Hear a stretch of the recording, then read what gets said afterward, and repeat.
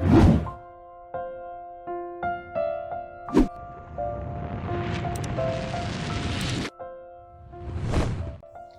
isang maliit na bayan ay mayroong isang kainan na tinatawag na Tiyanas Karinderya.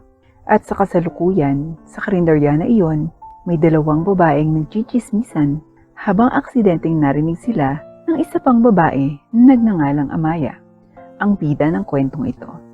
Networker? Shh! Rason lang niya yun. Sigurado ako, napakasamang dahilan naman yan. Dahil hindi lang siya makahanap ng trabaho. Sabi ng isang babae na malamang mga nasa 30 taong gulang na. Agree ako dyan, Mari. Naku, napakabata niya, pero sinungaling na siya. At ang kanyang trabaho ay isang scam. Hindi ako makapaniwalang ginagawa niya ito. Hindi lang yon. Nasa edad na siya na kung saan maaari na siyang maging doktor o engineer. Pero pinili niyang manatili sa bahay nila at hayaang pakainin siya ng kanyang mga magulang. Napakawalang uhiya talagang bata. Sagot naman ng isa pang babae. Pero kung pipiliin niyang sayangin ang buhay niya ng ganito, hindi natin yan kasalanan. Kasalanan niyang pananatili sa kanilang bahay buong magdamag at walang ginawa kundi harapin ang kanyang computer na para bang ito na ang linya ng kanyang buhay. Ang bobong dalaga talaga. Sayang naman ang kagandahan niya. Sabi ng isa pang babae. Pero sa pagkakataong ito, may mapanuksong ngiti na sa kanyang mukha. Tapos, bigla na lang tumawa ang kaibigan niya. Anong kagandahan? Hindi mo na kailangan magsinungaling. Wala siyang kagandahan o utak. Para siyang bato. Kawawang dalaga talaga. Panunuyan ng babae bago nagtawanan sa isa't isa ang dalawang tsismosang babae. Abala sila sa pagchichismisan tungkol sa ibang tao kung kaya't nakalimutan nilang nasa pampublikong lugar pala sila. Ibig sabihin, hindi nila alam na may nakakarinig pala sa lahat ng kanilang mga sinabi. Ang nakarinig ay si Amaya, ang babaeng pinag-uusapan nila. Pinag-uusapan nila ako ng masama at hindi nila alam na naririnig ko ang lahat ng mga ito ngayon. Grabe talaga sila. Bulong ni Amaya sa sarili bago tumayo at iniwan ang kanyang kalahating pagkain sa mesa. Hay, nawalan na ako ng gana dahil sa dalawang iyon. Sabi ni Amaya bago naglakad pa uwi na may dalang isang bag ng mga pinamini sa kamay. Ma, nakauwi na po ako. Sigaw ni Amaya sabay pasok sa bahay nila. Wala siyang natanggap na reply mula sa kanyang ina na nasa bahay sana, ngunit napansin niyang walang tao. Asan kaya si Mama? Tanong ni Amaya sa sarili. Ngunit mabilis niyang nakalimutan iyon habang paakyat siya sa hagdan para pumunta sa kanyang silid. At pagkarating sa kwarto niya, dali-dali siyang umupo sa harap ng computer niya at nagsimulang magtrabaho muli. Ilang oras na nagtatrabaho si Amaya sa harap ng computer na hindi niya napansin ang oras hanggang sa narinig niyang tinawag siya ng kanyang ina. Amaya, bumaba ka na at kumain na tayo. Sigaw ng nanay ni Amaya, kaya dali-daling tumayo si Amaya galing sa kanyang kinauupuan at lumabas ng kanyang silid upang bumaba sa kusina. Hi Ma! Bati ni Amaya sa kanyang ina nang makita niya itong naglalagay ng mga plato sa mesa. Hello Amaya, kumusta ang araw mo? Tanong ng nanay ni Amaya bago naglagay ng kaldero ng pagkain sa harapan ng kanyang anak sa lamesa. Okay naman Ma, sagot ni Amaya at tumaas ang kilay ng kanyang ina bago muling nagsalita. Paano naman ang trabaho mo? Kumusta na ang progress mo? Tanong ng ina ni Amaya at minasahe muna ni Amaya ang kanyang sariling mga templo bago nagsalita. Okay lang naman po, mahinang sabi ni Amaya habang sumasagot. Sa puntong ito, nalaman na ng kanyang ina na tiyak na may mali sa kanyang anak. Amaya, nagsimula ang kanyang ina. Sa puntong ito, alam ni Amaya na hindi susuko ang kanyang ina hanggat hindi nalalaman kung anong problema ng kanyang anak. Kaya't napagpasyahan niyang makipag-usap na lamang sa kanya. Nag-iingay na naman sila Ma. Ani Amaya na nagpapahiwatig ng narinig niyang usapan kanina. Alam ng ina ni Amaya kung ano ang ibig sabihin niya dahil ilang buwan ang pinag-uusapan ng mga tao ang trabaho ni Amaya. Mula nang hindi sinasadyang sabihin ito ng ina ni Amaya sa isang pakikipag-usap sa isang malakas na bibig na tao. Bigla na lang umupo sa tabi niya ang kanyang ina. Pasensya na talaga, Amaya. Kasalanan ko kung bakit pinag-uusapan ka ng masama ng ibang mga tao. Ipinagmamalaki kita sa iyong trabaho dahil ginagawa mo ang gusto mo at kumikita ka para sa iyong sarili. Pero kung hindi ko sana aksidenteng nasabi yun kay Rosal, na chismosa, hindi mo na sana kailangan magtiis na insultuhin at kutiin ng mga tao. Kaya pasensya na talaga, anak. Paumanhin ng ina ni Amaya. Napabuntong hininga si Amaya bago ngumiti sa ina. Anong pinagsasasabi mo, ma? Wala kang ginawang mali. Masaya ko na proud ka pa rin sa akin kahit nasa loob lang ako ng bahay at kahit hindi ako doktor o engineer, kagaya ng ibang mga kaedad ko na mga babaeng kilala natin. Kasalanan nila ang pagpuna sa lahat ng mga ginagawa ko at paghusga sa akin base sa mga naririnig lang nila. Hindi nila ako kilala at hindi nila alam kung ano ang kaya kong gawin, kaya lahat ng ginagawa ko ay hinuhusga nila. Hindi mo kasalanan, ma. Napapaligiran lang talaga tayo ng mga masasamang taong mag-isip. Sabi ni Amaya para bigyan ng katiyakan ng kanyang ina na bilang ganti ay malungkot na ngumiti sa kanya. Ano nga palang hapunan natin, ma? Ani Amaya na mabilis na iniba ang usapan at naintindihan naman agad ito ng kanyang ina at ayaw niyang pag-usapan pa ito. Kare-kare, ang paborito mo. Halika, kumain na tayo para makapagtrabaho ka na. Sabi ng nanay ni Amaya at ngumiti si Amaya bago siya sumunod sa kanyang ina sa kusina. Kahit ilang araw na ang lumipas, patuloy pa rin sa pagsasalita ang mga taong may bibig na hindi matahimik.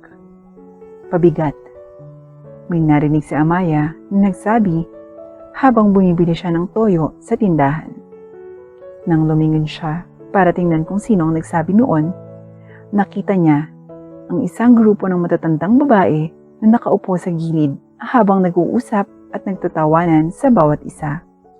Hindi kailangan ng isang henyo upang maunawaan na siya ang pinag-uusapan ng mga babae. Biglang tumingin sa kanya ang isang matandang babae at tumawa. Hindi ba't ikaw ang babaeng umaasa sa kanyang kawawang ina para sa lahat? Bakit hindi ka kumuha ng trabaho at suportahan mo ang iyong ina? Ang pagiging tamad ay hindi magdadala sa iyo kahit saan. Sabi ng matandang babae. Banayad na kinukutya si Amaya. Mawalang galang na po, pero hindi po ako nagtatamad-tamaran. Sinusuportahan ko ang nanay ko sa perang kinikita ko sa pagiging networker at tinutulungan ko siya. Mangyaring huwag po kayo sanang mag-assume ng mga bagay tungkol sa akin. Magalang na sinabi ni Amaya sa abot ng kanyang makakaya. Ngunit mali ang naisip ng matandang babae at naisip niya na sinasadyang binabastos siya ni Amaya. Aba, wala ka bang respeto sa mga nakatatanda? Ang lakas ng loob mong magsalita. Sigaw ng isa sa mga matatandang babae. Napakasama mong bata. Hindi ka lang pabigat sa nanay mo. Scam pa ang trabaho mo at walang galang ka pa. Wala kang ibang manners. Saway ng matandang babae kay Amaya. Humihingi ako ng pasensya. Hindi ko sinasadyang masaktan ang sino man sa inyo. Humingi ng tawad si Amaya. Pinilit niyang huwag na lang magsabi ng kahit ano pa dahil alam niyang lalala lamang ang problema at iisipin ng matandang babae na sinasadya niyang bastusin sila. Nagpakawala na lamang ng isang malakas na palatak ang matandang ginang habang iwinawagayway ang kamay. Hudyat na gusto na niyang lumayo si Amaya. Magalang na yumuko si Amaya bago naglakad palayo para umuwi habang kinukusot ang kanyang mga mata para pigilan ang mga luhang nagbabadyang bumagsak dahil sa kahihiyan na kanyang nararamdaman. Nakaramdam si Amaya na parang wala siyang kapangyarihan pero alam niyang kailangan niyang maging matatag dahil gusto niyang patunayan na mali ang mga matatandang babaeng iyon. Hindi inaasahan ng mga matandang babae na darating ang araw na mapapatunayang mali sila. Hindi nila inaasahan, isang araw, magiging kabaligtaran si Amaya sa inaakala nilang siya. Para saan ang linyang ito? Tanong ng isang matandang babae matapos niyang mapansin ang linya ng mga taong nakatayo sa harap ng isang pamilyar na bahay. Ah, Manang, si Mrs. Tortelio at ang kanyang anak na babae ay namimigay ng mga bag ng mga pamilihan. Sinabi nila na kahit sino ay maaring tumayo sa pila upang tanggapin ang mga bag ng mga pamilihan. Kaya't dapat tumayo ka na rin sa pila para tanggapin mo ang sayo. Sabi ng babaeng sumagot sa tanong ng matandang babae. Tumango ang matandang babae upang ipakita na naintindihan niya ito. Saka siya lumayo para tawagin ang kanyang mga kaibigan. Mare, namimigay ng libreng grocery si Mrs. Dortelio at ang kanyang anak na babae. Pupunta ka ba para tanggapin ang sayo? Tanong ng matandang babae at sumagot naman ang kanyang kaibigan. Oo naman, Mare, libre ito. Paano ko tatanggihan ang mga libreng groceries? Tanong ng kaibigan niya habang kumukuha ng eco bag na gagamitin niya sa paglalagay ng mga ibibigay na groceries. Tara na, kumuha ka na lang din, sayang naman. Maya-maya pa ay dumating na ang dalawa sa tapat ng bahay kung saan may pila. Agad silang pumila at naghintay. Nang sa wakas ay sila na, binigyan sila ng anak ni Mrs. Dortelio na si Amaya ng isang bag na puno ng mga pamilihan. Ang mga pamilihan ay naglalaman ng bigas, mga dilatang pagkain, noodles, cup noodles, kape, at iba pang pangangailangan. Tinanggap muna ng kaibigan ng matandang babae ang kanyang baon ng mga pinamili at mabilis na umalis. Pagkatapos magpasalamat. Naiwan ang matandang babae sa pila at kasunod na tinanggap ang kanyang bahagi ng mga pinamili. Nanalo ba ang nanay mo sa loto? Kaya kayo namimigay, iha?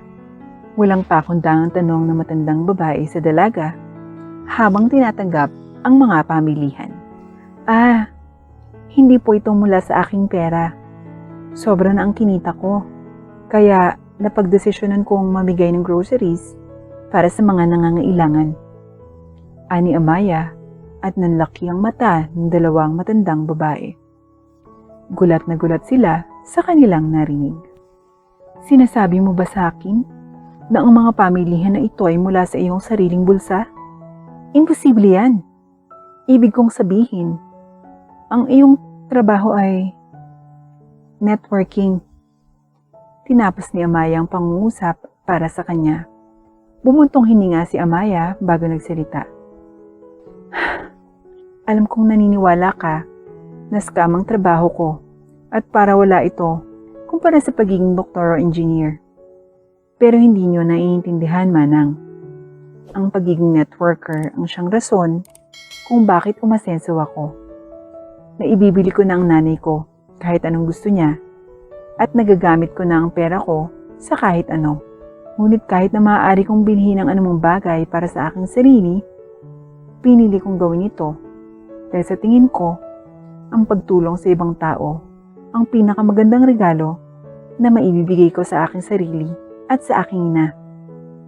Gusto kong tumulong sa mga nangangailangan dahil alam kong hindi lang kami ng aking ina ang nakararanas ng kahirapan at ito din ay nagpapasaya sa akin at sa aking ina. Nakangiting sabi ni Amaya.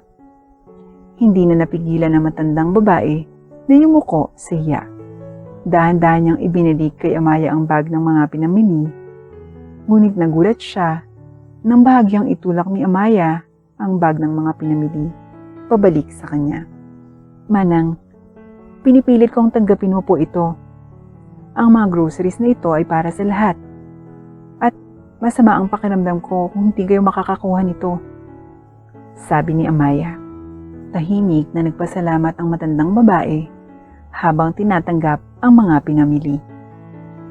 Pasensya na, iha. Mukhang nagkamali ako sa iyo. Tama ka. Hindi dapat ako nag-assume ng kung ano-ano tungkol sa iyo. Kasalanan ko, pasensya na ha. Humingi ng tawad ang matandang babae. Nagulat si Amaya sa biglang paghingi ng tawad pero napalitan ng ngiti ang kanyang pagkagulat. Pinapatawad kita, Manang, at hindi naman ito gaanong nakaabala sa akin. Sa katunayan, ito ang nag-udyok sa akin na maging mas mahusay. Dahil gusto kong patunayan na mali kayo. Nakangiting sabi ni Amaya at tumango ang matandang babae. Ako ay nagkamali. Ang ganda talaga ng ugali mo. Ang katotohanan na tinutulungan mo ang mga taong katulad ko. Kahit na pinagtatawanan kita at pwede mo naman sanang gamitin ang pera mo para sa iyong sarili. Ngunit ikaw ay talagang isang mabait na babae. Pagpalain ka ng Diyos. Nakangiting sabi ng matandang babae. Nang matapos ang araw at wala ng mga tao sa pila, tinulungan ni Amaya ang kanyang ina na ibalik ang mga bag ng mga pinamili na hindi nakuha at ibinalik sa loob ng kanilang bahay. Mukhang masaya ka, sabi ng ina ni Amaya matapos mapansin ang ngiti sa mukha ng kanyang anak. Opo, Ma. Ngayong araw, nakatulong ako sa mga tao at napatunayan din ang aking halaga. Masayang-masaya talaga ako. Nakangiting sabi ni Amaya at hindi napigilan ang kanyang ina na ngumiti rin bago niyakap ang anak. Masaya ako na masaya ka. Well then, kumain na tayo? Kaldereta ang ulam, sabi ng nanay ni Amaya at mabilis na tumayo si Amaya at masayang pumunta silang dalawa sa kusina.